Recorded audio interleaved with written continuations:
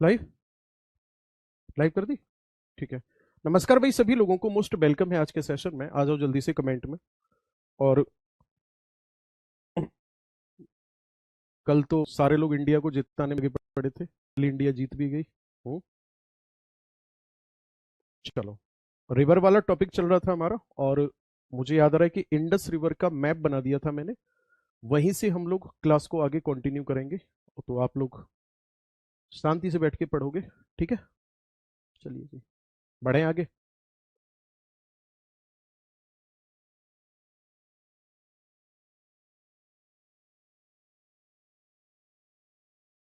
देखो,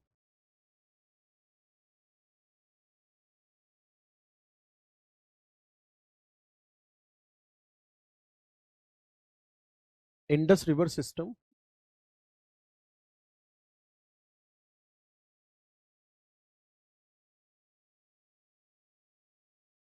सिंधु नदी तंत्र। ठीक है। इंडस रिवर सिस्टम की अगर मैं बात करूंगा तो इसमें पूरा, वैसे तो मैं सारा डेटा आपको करा चुका हूं, बस ट्रिब्यूटरीज को आज की क्लास में हमें डिस्कस करना है। ओके, तो देखो कौन सी ट्रिब्यूटरी किधर है, क्या कंडीशन है। मैं बात करता हूं सबसे पहले झेलम की। इसके दो नाम हैं, एक तो इसको ब्याथ कहा जाता है और एक कहा जाता है इसको बितिस्ता। ठीक है। ये जम्मू कश्मीर का नाम है और ये इसका वैदिक यानी कि पुराना नाम है। हिंदी में भी लिख देता हूं मैं।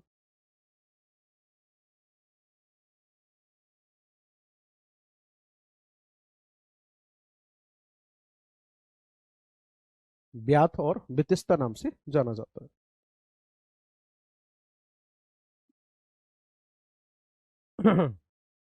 अगर मैं बात करूंगा इसके ओरिजिन की, तो मैंने कल भी बताया था कि इसका उद्गम कहां से होता है।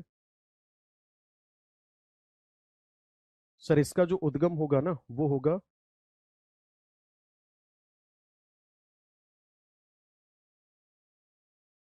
वेरीनाग झील से होगा।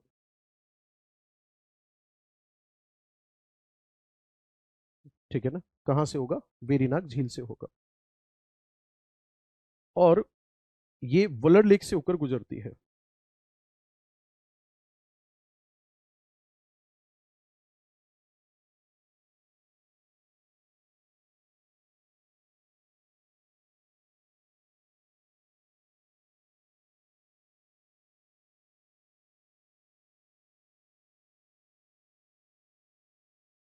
ये नदी कहां से गुजरती है? तो आपका आंसर होगा वुलर झील से होकर गुजरती है।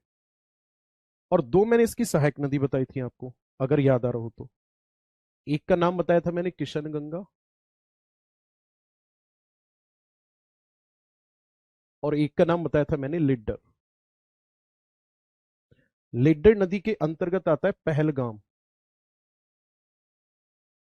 है ना, क्या आता है? पहलगाम। एक हिमाचल प्रदेश पे ना मैंने वीडियो बनाया है कि एवलांच क्या होता है, और क्या नाम है, वहां पे अभी बादल क्यों फट रहे हैं, वर्षा क्यों हो रही है, और कब कब हमारे यहाँ पे ग्लेशियर टूटने से कितने लोगों की मौत हुई है। उस वीडियो को देखना, केवल 6 मिनट का वीडियो, आपको मजा आ जाएगा।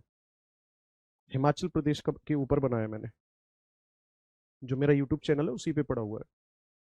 पहलगाम है और एक है किशन गंगा। किशन गंगा के क्षेत्र में आती है गुरेज वैली।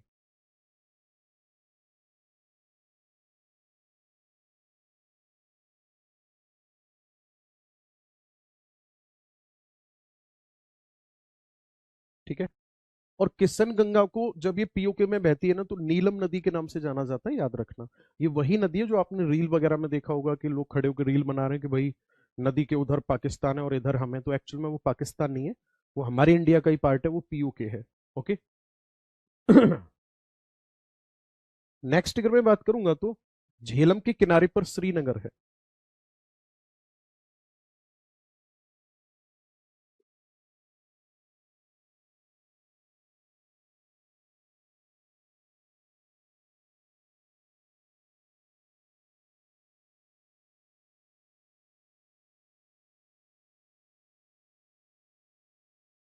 ठीक है ना। श्रीनगर की अगर मैं बात करूंगा कहां पर है, तो आपका आंसर होगा जो श्रीनगर है वो इसके किनारे पर है।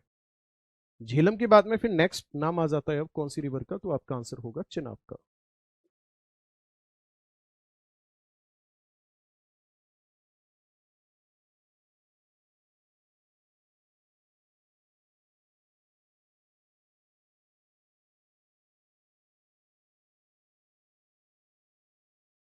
उद्गम कहाँ से होता है इसका?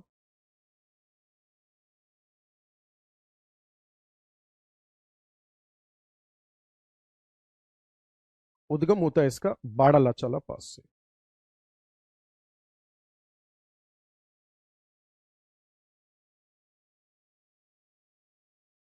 बाड़ालाचाला दर्रा की अगर मैं बात करूंगा तो ये कहां पर है? हिमाचल प्रदेश। नेक्स्ट अगर मैं बात करूंगा तो बाड़ालाचाला दर्रा जो है वो कहां पर स्थित है? हिमाचल प्रदेश में स्थित है। और यहां से दो धाराएं निकलती है। एक का नाम है चंद्रा और एक का नाम है भागा। चंद्रा और भागा दो नदियां निकलती हैं और दोनों के मिलने पर क्या बनती है? चिनाब। ठीक है। और इसका दूसरा नाम क्या है? अस्किनी।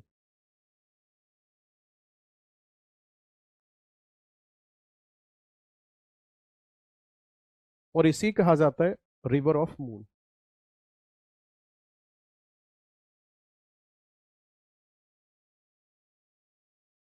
ठीक है। और चिनाब जाकर के किस में मिल जाती है? सिंधु नदी में। कहा? पाकिस्तान में जाके।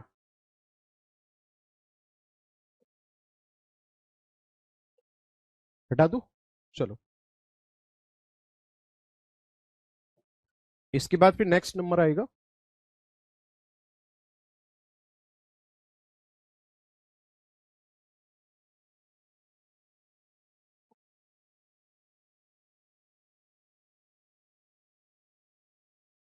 पुराना नाम है इसका पुरुषनी।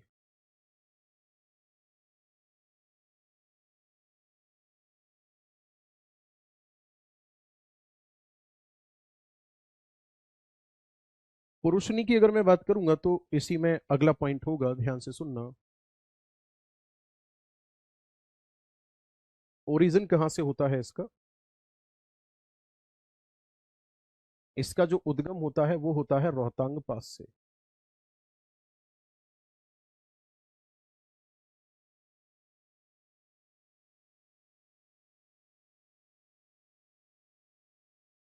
रोहतांग दर्रे से होता है।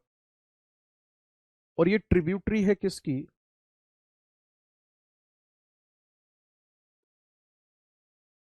Tributary of Chenab.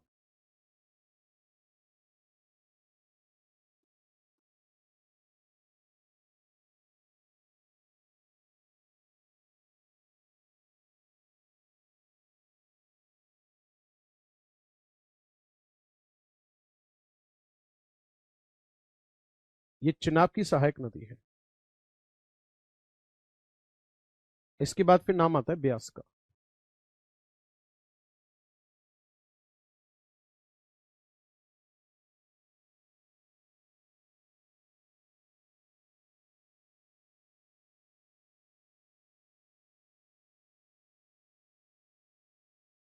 इसी कहा जाता है बिपाशा।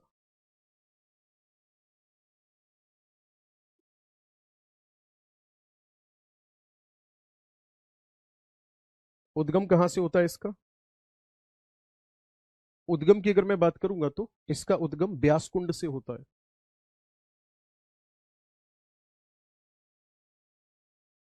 ठीक है ना? ब्यास कुंड से होता है। ब्यास कुंड कहां पर है? तो रोहतांग दर्रा जो है, मैंने आपको पढ़ाया था ना माउंटेन वाले टॉपिक में, रोहतांग दर्रे के पास से निकलती है।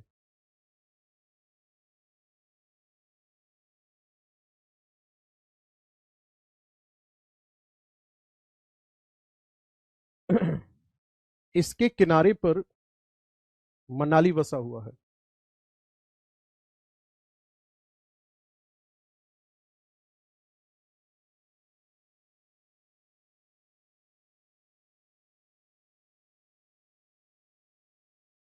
इसके किनारे पर क्या है? मनाली जो है वो बसा हुआ है। ओके। चलो जी। अब जाकर के आपकी इंडस रिवर हो गई पूरी। इतना तैयार कर लो। हाँ, एक और पॉइंट याद कर लेना, नोट करके लिख लेना। स्वात वैली।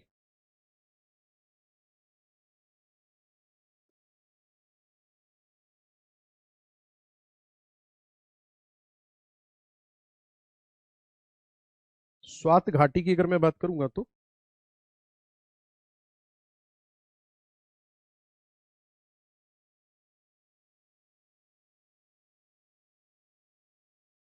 ये पाकिस्तान में है।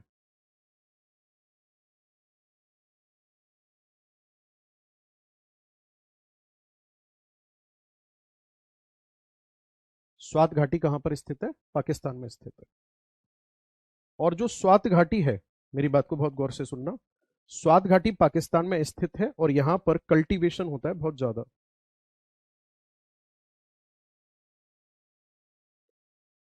यानी कि यहां पर फसल उत्पादन कैसा होता है? ज्यादा होता है।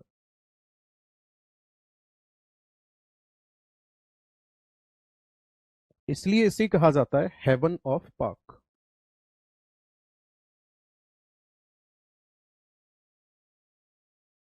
पाकिस्तान का स्वर्ग कहा जाता है। मैं साइड में हूं, पूरा नोट कर दो, फिर आगे बढ़ते हैं।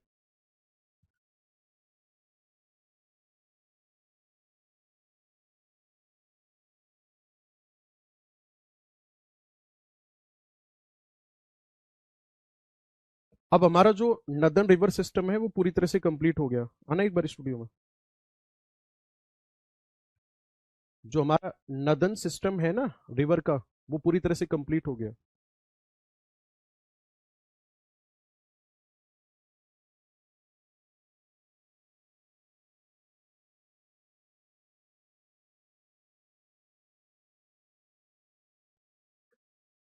अब हम पेनिनसुला रिवर सिस्टम की बात करेंगे, प्रायद्वीपीय नदियों के बारे में बात करेंगे, और बेसिकली ये विंध्याचल माउंटेन से नीचे की नदियां आती हैं।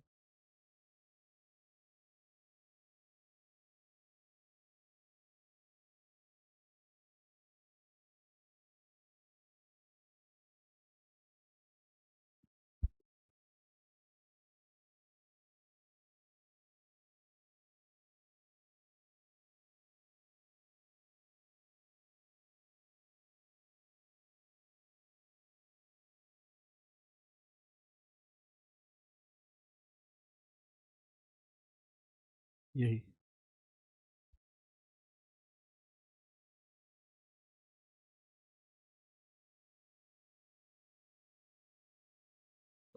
बस। आप लोग हेडिंग डालो। अब हम पढ़ेंगे सबसे पहले अरब सागर की तरफ गिरने वाली नदियां। आप लोग जल्दी से हेडिंग डालोगे, नर्मदा।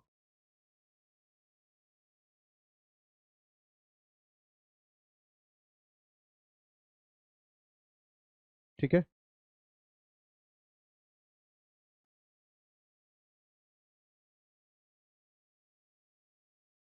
नर्मदा नदी आएगा, मैंने देसी लिख दिया।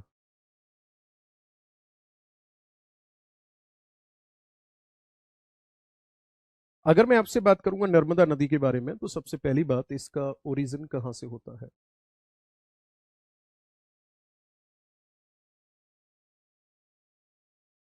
नर्मदा का जो ओरिजिन होता है सर, ये होता है अमरकंटक से।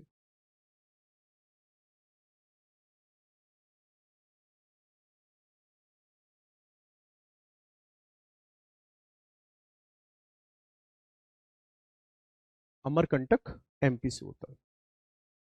तो ये नदी एमपी से निकलती है, उसके बाद महाराष्ट्र जाती है, उसके बाद फिर गुजरात जाती है, उसके बाद फिर जाती है ये अरेबियन सी। तो अब आप ये देख पा रहे हो कि ये नदी किधर से किधर जा रही है? पूरब से चलना शुरू कर रही है, पश्चिम की तरफ जा रही है। ओके, देखो ध्यान से।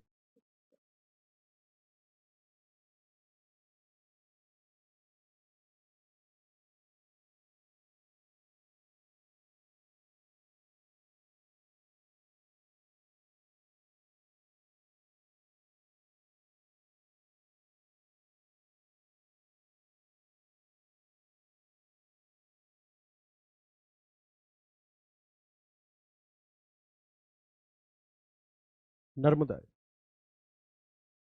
तो नर्मदा की अगर मैं बात करूंगा तो ये है एक वेस्ट फ्लोइंग रिवर है।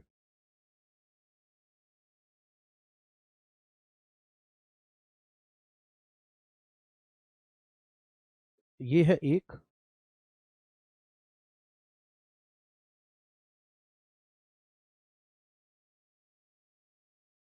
पश्चिम प्रवाह वाली नदी है। और ये किससे होकर के गुजरती है? तो ये रिफ्ट वैली से होकर गुजरती है, भ्रंश घाटियों से होकर गुजरती है। और आपको याद आ रहा होगा, एक पॉइंट मैंने आपको बताया था कि ऐसी नदियां जो रिफ्ट वैली से होकर के गुजरती हैं वो डेल्टा का निर्माण नहीं करती हैं, क्योंकि वो ऊंचाई से ऐसे पानी में जाके ऐसे गिरती है जैसे हमारे घर का पानी नाली में जाके गिर रहा है। याद आ रहा है? अभी तीसरी क्लास में, इससे पिछली से पिछली क्लास में जब रिवर का ओवरव्यू दिया था, वहां बताया था ना डेल्टा और एस्चुरी क्या होती है। तो मैं यहाँ लिख रहा हूं, यहाँ पे भ्रंश घाटी का मतलब होता है ऊबड़ खाबड़ रास्ता, पासिस थ्रो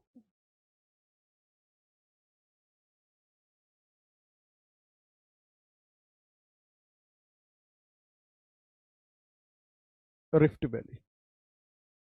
ये किससे होकर गुजरती है?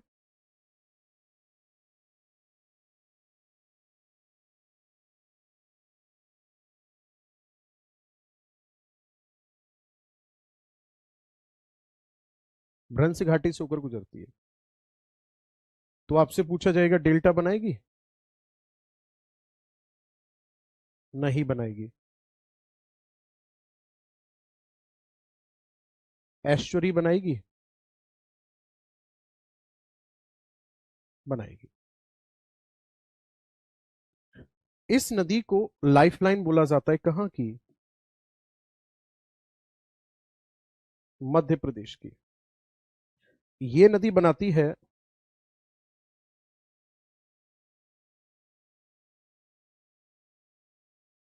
धुआंधार जलप्रपात।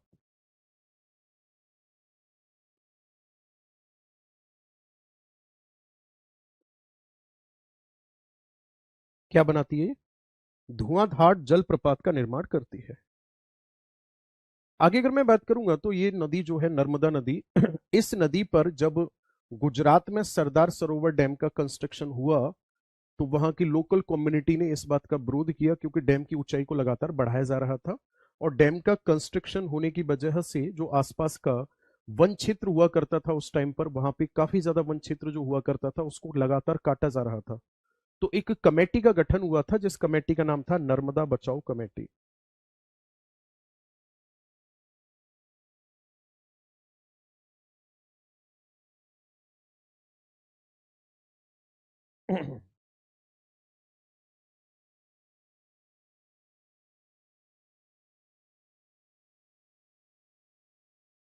नर्मदा बचाओ कमेटी। नर्मदा बचाओ कमेटी की अगर मैं बात करूंगा तो इसका गठन कब किया गया था? 1985 में। और इसी ने फिर नर्मदा बचाओ आंदोलन चलाया था। मैं लिख देता हूं दोनों के बारे में। ये कमेटी 1985 में बनी, और इस कमेटी ने फिर आंदोलन चलाया, नर्मदा बचाओ आंदोलन।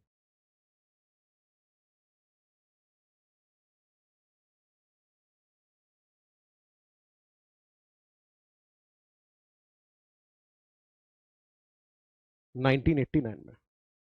और ये आंदोलन चलाया था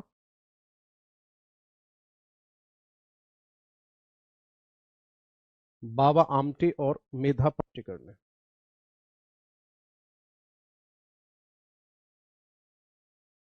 ठीक है, चलो आगे बढ़ जाएं। चलिए जी। एक बात और ध्यान में रखनी है, इसकी लंबाई, लेंथ की अगर मैं बात करूंगा तो 1312 किलोमीटर इसकी लंबाई है। ठीक है। अब हम बात कर लेते हैं इसकी सहायक नदियों की। कौन कौन सी सहायक नदियां हैं? सहायक नदियां अगर पूछी जाती हैं इसकी, तो उनके नाम हैं, मैं लिख रहा हूं।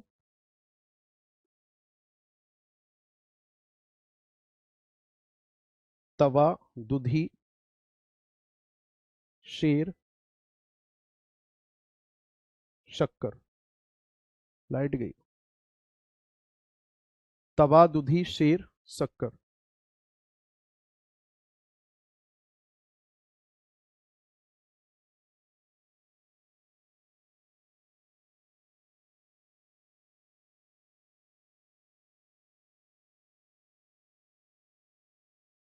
ठीक है। यहां पे एक बात का और ध्यान में रखना है आपको। ऊपर यहाँ पे एक विंध्याचल पर्वतमाला है। ठीक है। और उसके ऊपर यहाँ गंगा नदी है।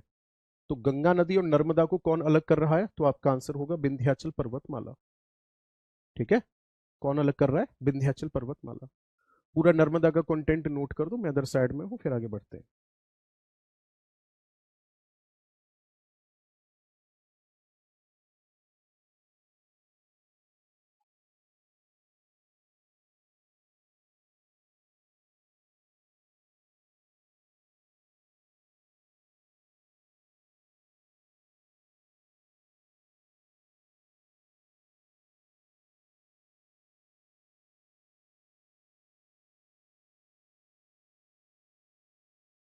हो गया?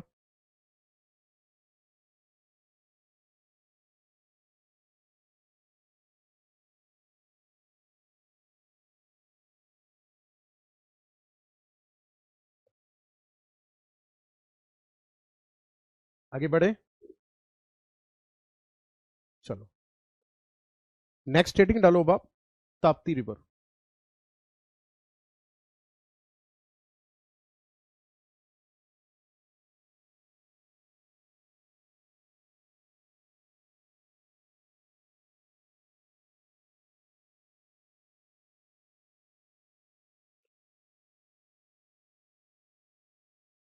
इसका उद्गम कहां से होता है?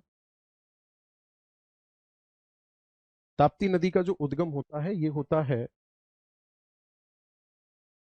कहां से?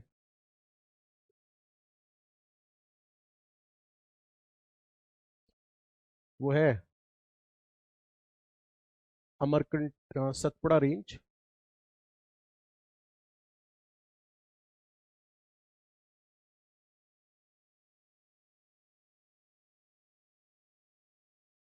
बैतुल नामक स्थान, Madhya Pradesh.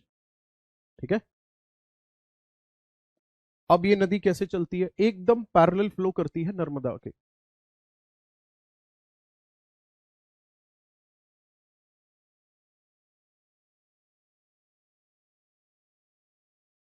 Flow parallel with Narmada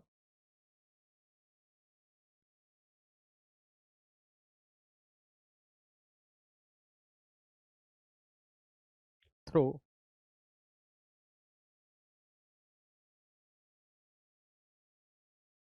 rift valley.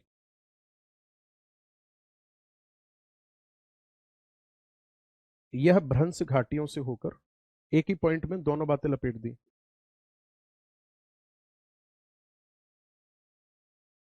ये भ्रंश घाटियों से होकर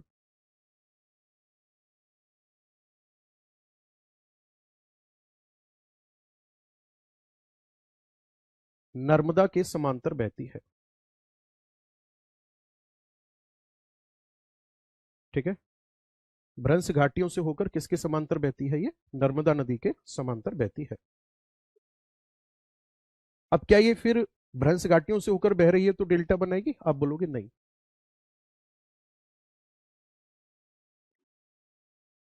डेल्टा नहीं बनाएगी।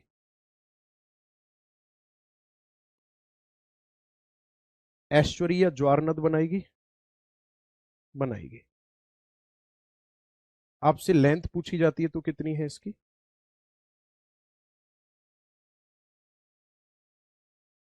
724 किलोमीटर है। और नर्मदा और ताप्ती को कौन अलग करता है?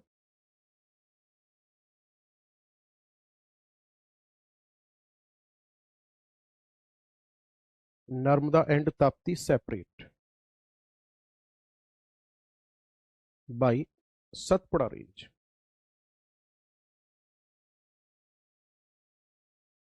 अब इस बात को मैप से समझ लेते हैं। ठीक है,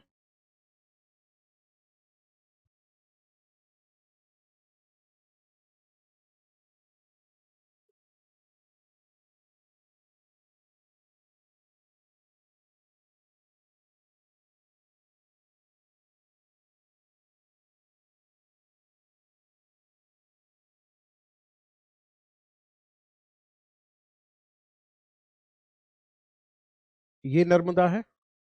कोई गलत जगह चली गई। ये है, यहां नर्मदा है। ये नर्मदा हो गई, बीच में माउंटेन आ गया, ये ताप्ती हो गई, ऐसे। अब ध्यान से सुनना।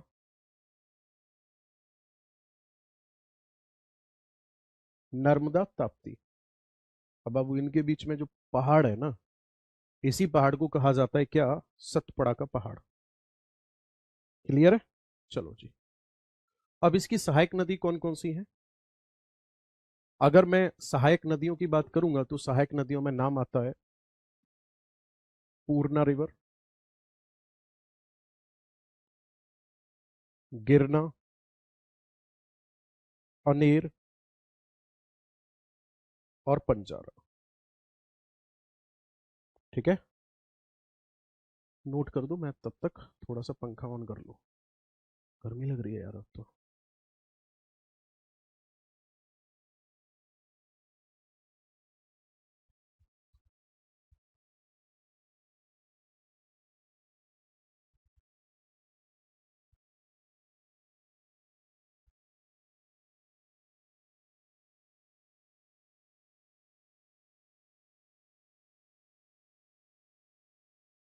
नोट हुआ?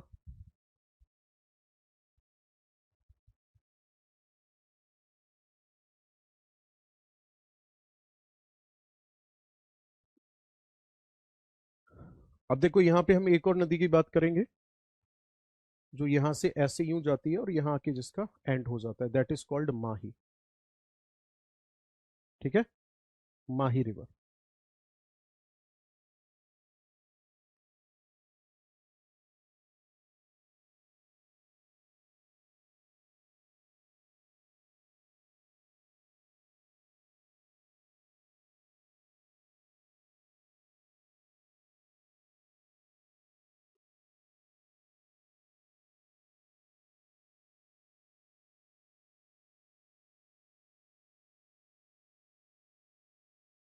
माही की अगर मैं बात करूंगा तो ये विंध्याचल रेंज से होकर गुजरती है, मतलब निकलती है। उद्गम कहाँ से होता है इसका? विंध्याचल रेंज से होता है। और विंध्याचल रेंज कहाँ पर है? ये मध्य प्रदेश में है ना? अब इसमें क्या है, ये मध्य प्रदेश से तो निकलती है पर ऊपर की तरफ चली जाती है। जैसे नदी ऐसे यूं निकली, ऊपर की तरफ ऐसे यूं चली गई और फिर वापस से नीचे की तरफ आ गई। तो ये तो हो गया एमपी, और ये हो गया बेटा राजस्थान, और ये हो गया फर्दर गुजरात। ठीक है, मध्य प्रदेश, राजस्थान और गुजरात, ये इसका रूट हो गया। तो ये भी तो एक पश्चिम प्रवाह वाली नदी हुई, है ना? मैं लिख देता हूं इस बात को।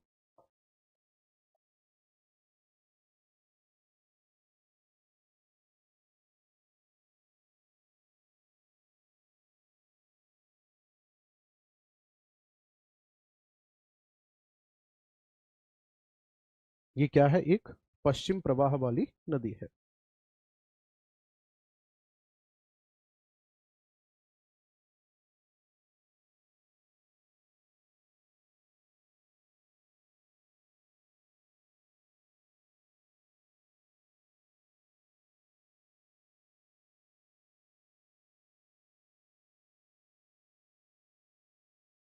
पश्चिम प्रवाह वाली नदी है। ओके, देखो ध्यान से। नेक्स्ट अगर मैं बात करूंगा तो इसी में अगला पॉइंट होगा,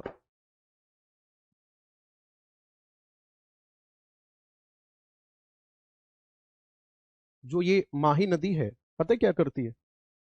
अब जो कर्क रेखा है वो ऐसे गुजरती है, तो माही नदी तो दो बार पार कर रही है कर्क रेखा को। इस पॉइंट को लिख देते हैं।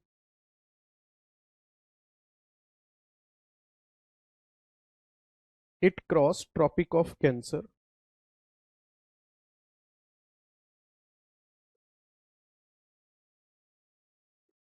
To times. ठीक है,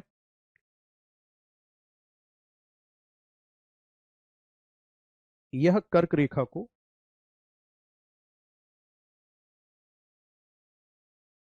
दो बार पार करती है।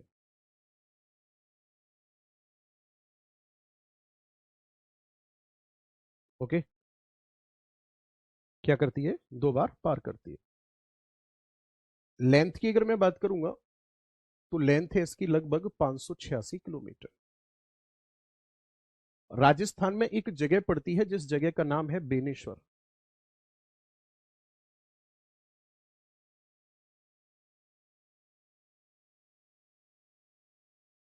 बेनेश्वर नामक जगह जो है राजस्थान की, यहां पर 3 नदियों का संगम होता है। माही, सोम, जाखम। 3 नदियों का संगम होता है। एक का नाम है माही,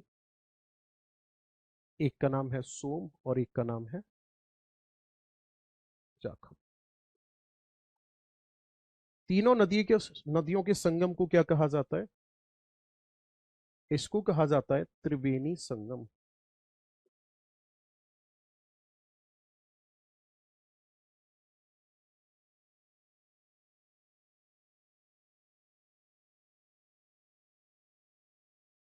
और कार्तिक माह में यानी कि होली के आसपास यहां पर एक मेले का आयोजन होता है, और उस मेले को कहा जाता है कुंभ ऑफ ट्राइबल्स।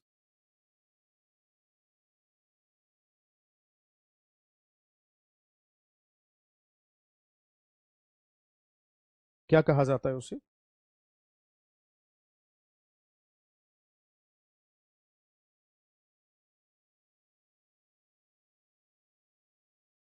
आदिवासियों का कुंभ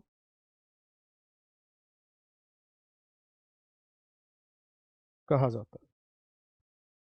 ठीक है, इसे क्या कहा जाता है? आदिवासियों के कुंभ के नाम से जाना जाता है। ओके, चलो।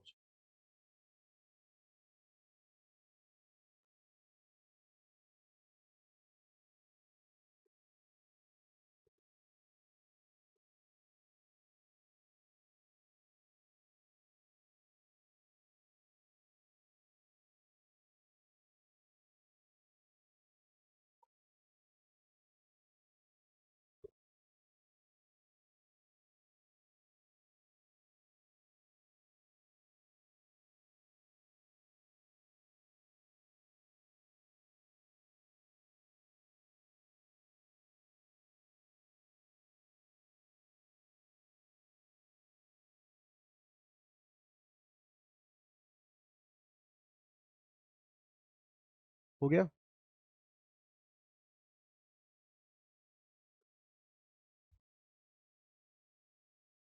अब हम बात करने वाले हैं नेक्स्ट रिवर के बारे में। इंडिया के मैप पर भी आ जाते हैं। और जो रिवर है इसके बाद, वो है लूनी रिवर। यहां से ऐसे यूं निकलेगी और यहां तक आते आते गायब हो जाएगी।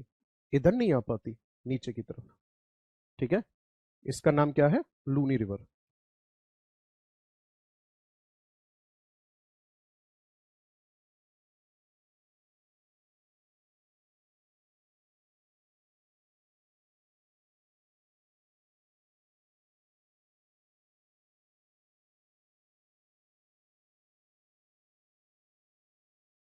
अगर मैं आपसे बात करूंगा लूनी नदी की, तो मेरी बात को गौर से सुनना, समझना।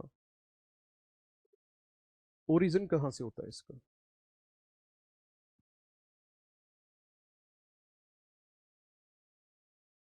लूनी नदी का ओरिजिन कहां से होता है? लूनी नदी का जो ओरिजिन होता है सर, वो होता है नाग हिल अजमेर से।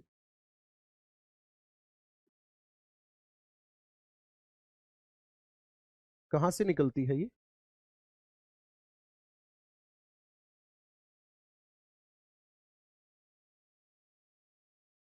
नाग पहाड़ी अजमेर से निकलती है। और जहां निकलती है ना ये, वहां इसको लूनी नहीं कहा जाता, वहां इसको सागरमती कहा जाता है।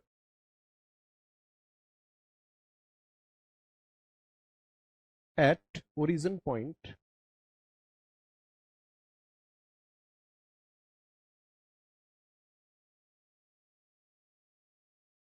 कॉल्ड सागरमती।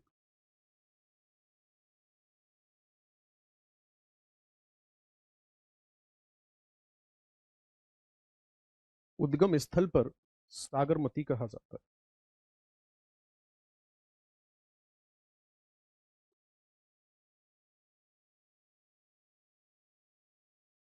ठीक है। फिर राजस्थान में एक जगह पड़ती है जिसका नाम है गोविंदगढ़।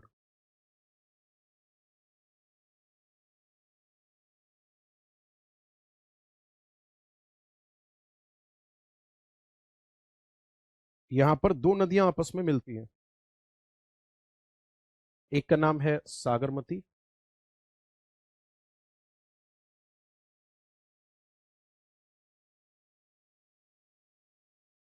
और एक का नाम है सरस्वती।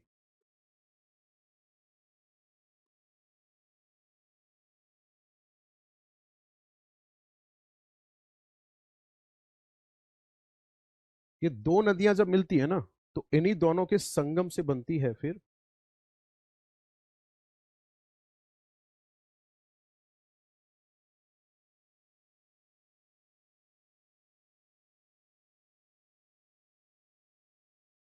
लूनी नदी। अगर लंबाई पूछी जाती है लूनी नदी की कितनी है?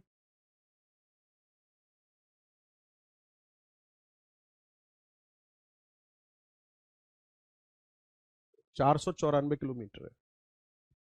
अब लूनी के साथ दो पॉइंट जुड़े हुए हैं। लूनी गुजरती है डेजर्टेड एरिया से होकर के। अब क्योंकि बारहमासी नदी है तो दो समस्या उत्पन्न होती है। डेजर्टेड एरिया से होकर गुजरती है तो इसमें ऑलरेडी सैंड की मात्रा घुल जाती है, तो पानी कम हो जाएगा, है ना। मैं लिख रहा हूं यहां पे, पासिस थ्रो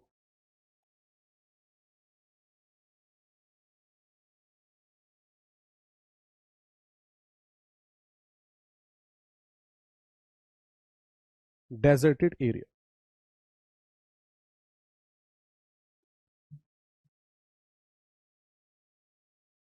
ये मरुस्थलीय क्षेत्र से होकर गुजरती है।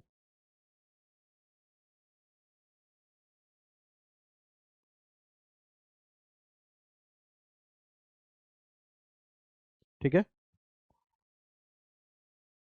इसका परिणाम ये होता है कि जैसे ही ये बाड़मेर में पहुंचती है, बाड़मेर सुना है, राजस्थान का जिला है।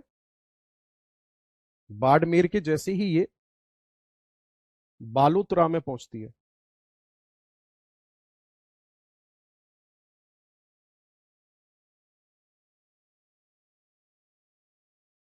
कहां पे पहुंचती है? बाड़मेर के बालोतरा में। बाड़मेर के बालोतरा में पहुंचने पर इसका पानी खारा हो जाता है।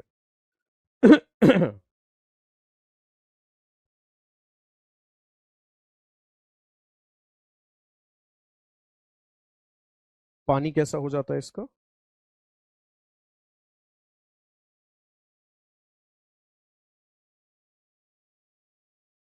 खारा हो जाता है। ठीक है। और ध्यान से सुनना मेरी बात को, ये एकमात्र ऐसी नदी है जिसका पानी खारा होता है। दूसरी बात, जैसे ही पहुंचती है कहां, रन ऑफ कक्ष,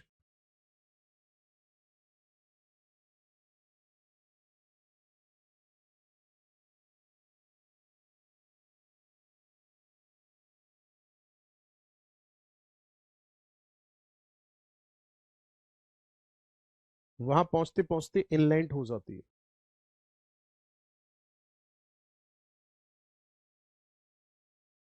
मतलब जमीन में गायब हो जाती है। ठीक है। ये नदी क्या हो जाती है? जमीन में गायब हो जाती है। अब अगर आपसे पूछ ले इसकी सहायक नदी कौन कौन सी है, तो सहायक नदियों में नाम आता है जवाई,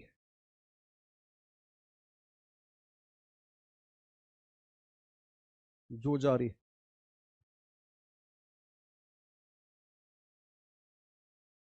जवाई, जोजारी, सूकड़ी,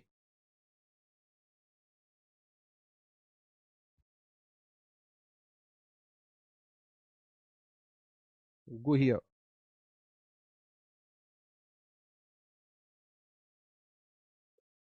ठीक है। जवाई, जोजारी, सूकड़ी और गुहिया।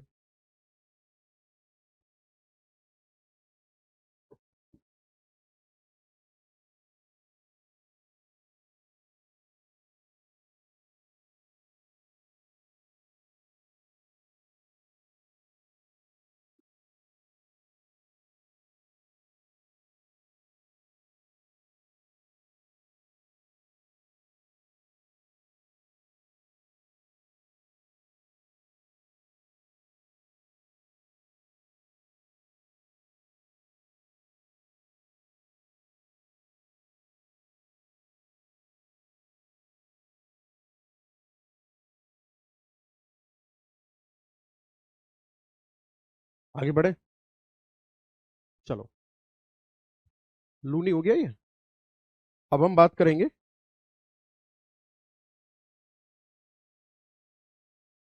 महानदी के बारे में।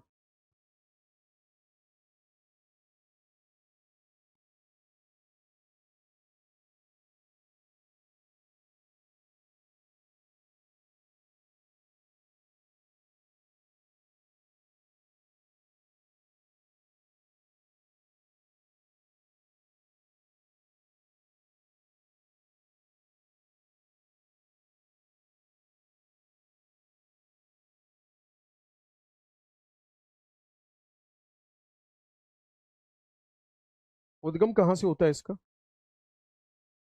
अगर उद्गम पूछा जाता है आपसे महानदी का कहाँ से होता है, तो आपका आंसर होगा छत्तीसगढ़ की सिंघावा पहाड़ी से होता है।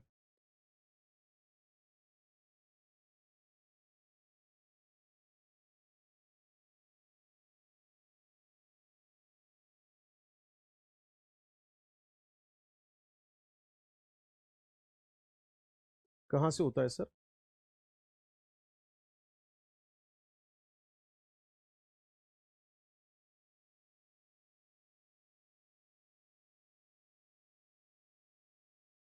छत्तीसगढ़ की सिंघावा पहाड़ी से होता है।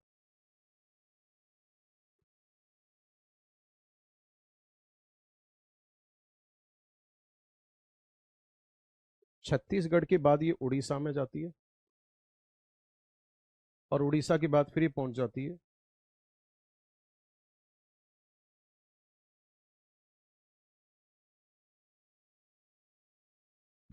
है बंगाल की खाड़ी में।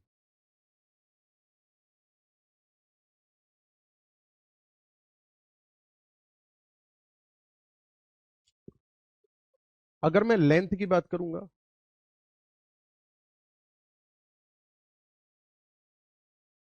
तो लेंथ है इसकी 900 किलोमीटर। ठीक है, उड़ीसा की मुख्य नदी हो गई। इस नदी पर एक डैम बना हुआ है जिसका नाम है हीराकुंड डैम।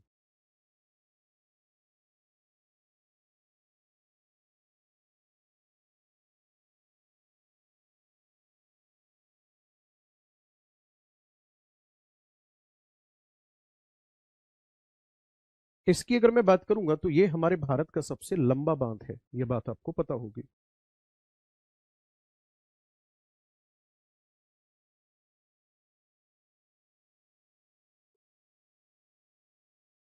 ये है भारत का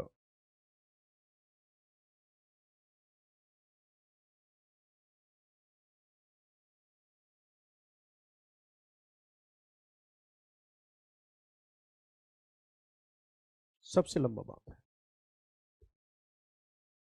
आगे अगर मैं बात करूंगा तो महानदी के क्षेत्र में जहां जहां से होकर महानदी गुजरती है, महानदी के उस क्षेत्र में क्या पाया जाता है, तो आपका आंसर होगा कोयला पाया जाता है। तो आपका आंसर होगा वैली।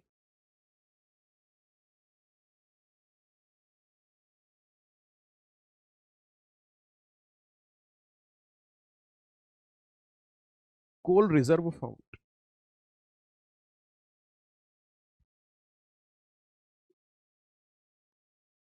घाटी में कोयले का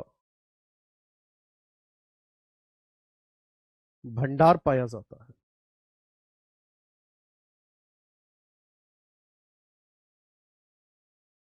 घाटी में क्या होता है? कोयले का भंडार पाया जाता है। जब ये अपने एंड पॉइंट पर पहुंचती है तो होता क्या है, ध्यान से सुनना। ऐसे ये यूं डिवाइड हो जाती है,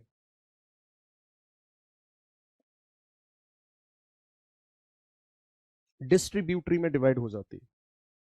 इन डिस्ट्रीब्यूटरी के नाम है, इसका नाम है कुआ खाई। डिस्ट्रीब्यूटरी समझ में आ रही है? वितरिका। एक का नाम है कथजोड़ी,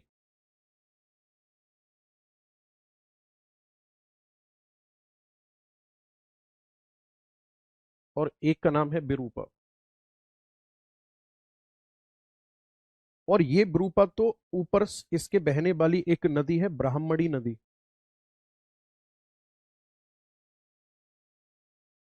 ठीक है, बिरूपा जाकर के ब्राह्मणी को ज्वाइन कर लेती है। अब ध्यान से सुनो, एक और मजेदार पॉइंट लगे हाथ, मुझे याद आ गया, लिखवा देता हूं। ये कौन सी नदी है बेटा? महानदी। ये कौन सी है? ब्राह्मणी। इन दोनों नदियों का जो कॉमन एरिया है, इन दोनों का जो कॉमन एरिया है, इसी कॉमन एरिया में एक नेशनल पार्क लोकेटेड है जिसका नाम है भितरकनिका।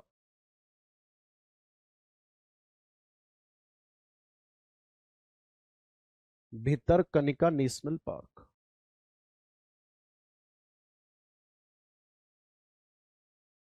और ये किस चीज के लिए जाना जाता है, Bhitarkanika national park?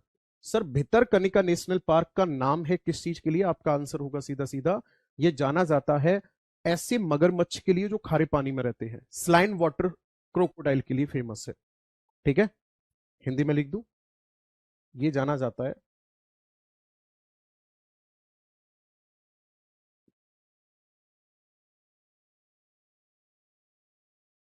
Saline water crocodile के लिए।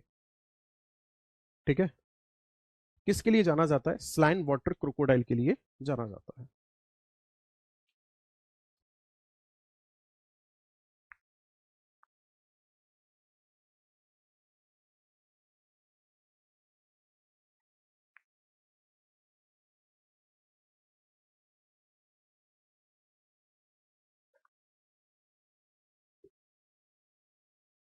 लेंथ अगर पूछी जाती है इसकी कितनी है?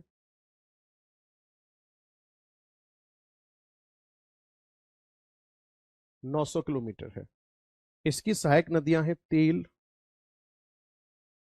एवं मांट, ओंग,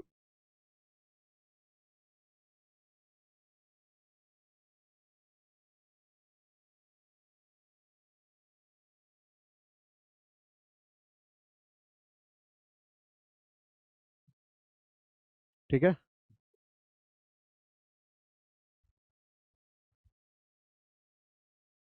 कर लो नोट जल्दी से।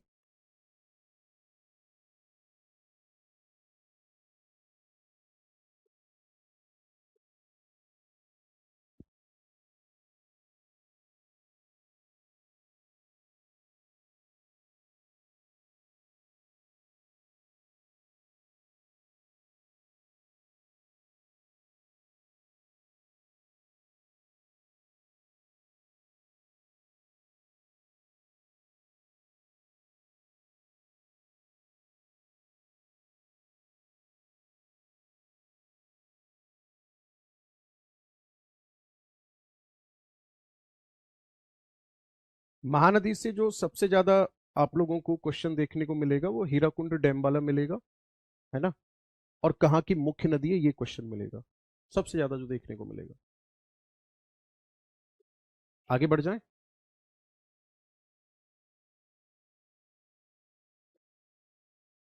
अब हम बात करते हैं उसके बारे में, गोदावरी के बारे में।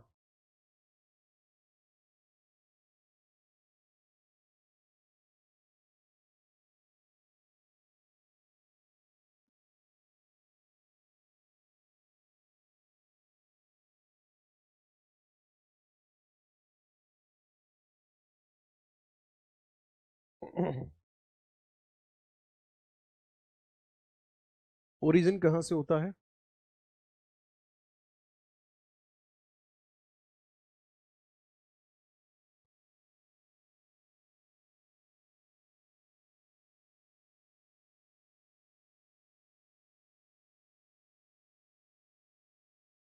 त्रियंबकेश्वर हिल। और ये कहाँ पड़ती है?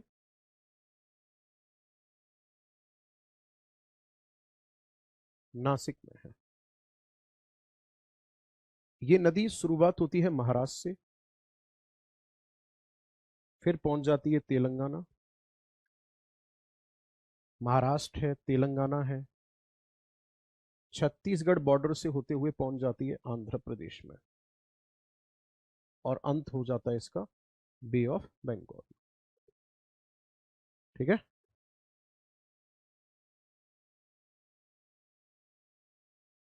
अब ये जो नदी है गोदावरी नदी, इसकी लेंथ कितनी है? तो लेंथ है इसकी 1465 किलोमीटर। आप सबको अच्छे से पता होगा। 1465 किलोमीटर की लेंथ के साथ अगर मैं इंडिया की बात करूंगा तो पूरे इंडिया में इसका सेकंड स्थान है, क्योंकि सबसे लंबी गंगा है। और अगर मैं आपसे बात करूंगा साउथ इंडिया की, तो साउथ इंडिया में इसकी जो रैंक है वो है फर्स्ट। दक्षिण भारत की सबसे लंबी नदी है। गोदावरी को ओल्ड गंगा के नाम से जाना जाता है और इसी कहा जाता है गंगा ऑफ साउथ।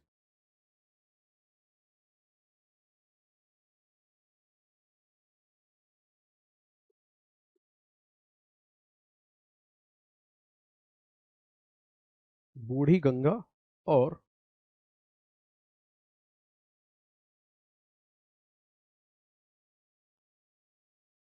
दक्षिण की गंगा। नेक्स्ट अगर मैं बात करूंगा तो इसकी सहायक नदियां कौन कौन सी हैं? पूर्णा, वर्धा, पेनगंगा, वेनगंगा, ठीक है, प्राणहिता,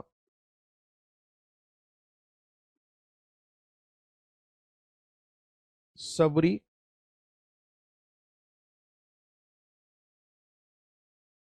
इंद्रावती। ये सभी की सभी क्या है? सहायक नदियां हैं कौन सी नदी की? तो आपका आंसर होगा गोदावरी नदी की। ठीक है,